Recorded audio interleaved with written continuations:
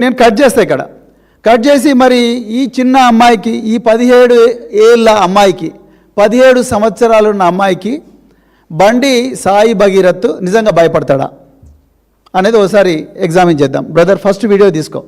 బండి సాయి భగీరథ్ ఆయన ఒకసారి ఆయన నాయక, కల్నాయక, లేకపోతే ఇంకా ఏందనేది మీరు ఒకసారి దబంగా ఒకసారి చూడండి. మీరు ఆయన మహేంద్ర యూనివర్సిటీలో ఆయన ఎట్లా దునాయి చూసుకుంటారు.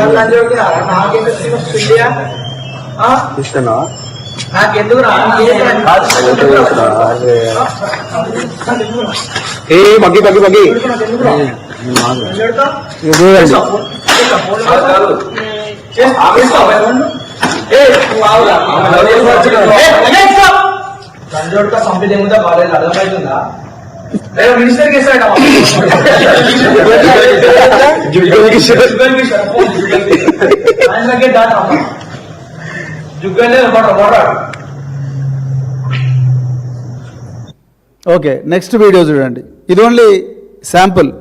ఇంకొక అసలు వీడియో ఉంటుంది, ఫైటింగ్ సీన్ చూడండి. ఆశ్చర్యంలో ఎట్లా కొడుతున్నాడు ఆయన ఒక పిల్లగాని. చూడు మాట్లాడిరా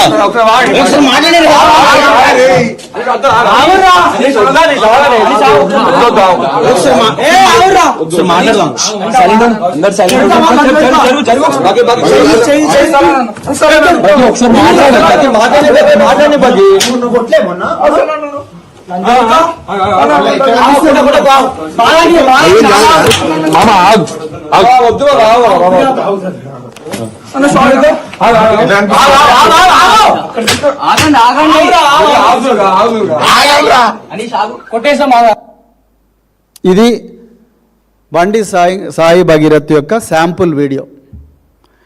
ఈ విధంగా విద్యార్థులను కొట్టి మహేంద్ర యూనివర్సిటీ నుంచి యాంటీ ర్యాగింగ్ యాక్ట్ కింద 2 ఎఫ్ఐఆర్లు అయినాయి. దుండిగల్ పోలీస్ స్టేషన్, సైబరాబాద్ లిమిట్స్లో.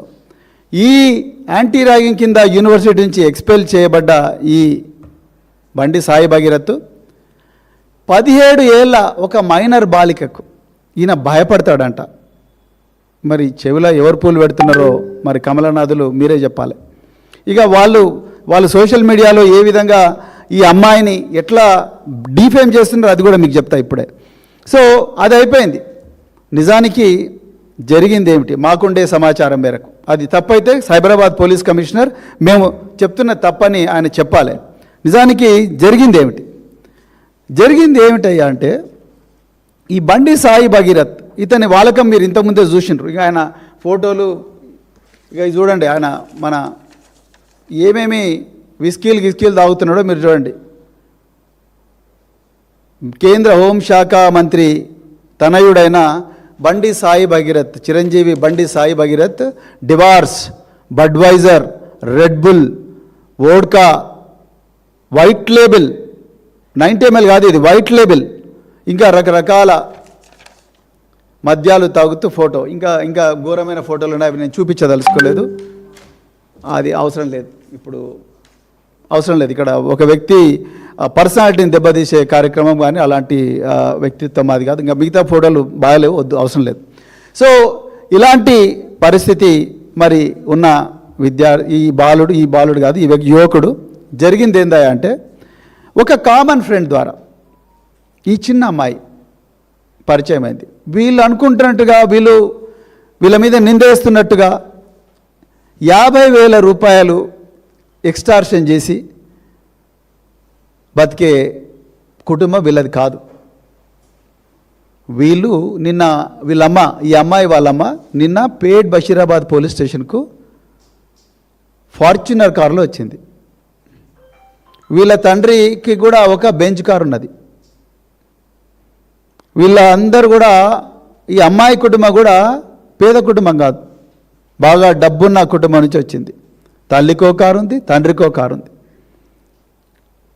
వీళ్ళ అమ్మ నిన్న పేట్ బషీరాబాద్ పోలీస్ స్టేషన్కు ఫార్చునర్ కారులో వచ్చింది. ఫార్చునర్ కారులో వచ్చిన తల్లి తన బిడ్డకు న్యాయం కావాలని పేట్ బషీరాబాద్ పోలీస్ స్టేషన్కు వస్తే పోలీసులు వెంటనే కేసు రిజిస్టర్ చేయలేదు. తెలంగాణ ప్రజలారా గమనించండి, కేసీఆర్ గారి టైంలో ఈ విధంగా లేదు. కేసు వచ్చిందంటే ముందు బుక్ చేయాలి, దాని తర్వాత ఏమైనా మాట్లాడాలి.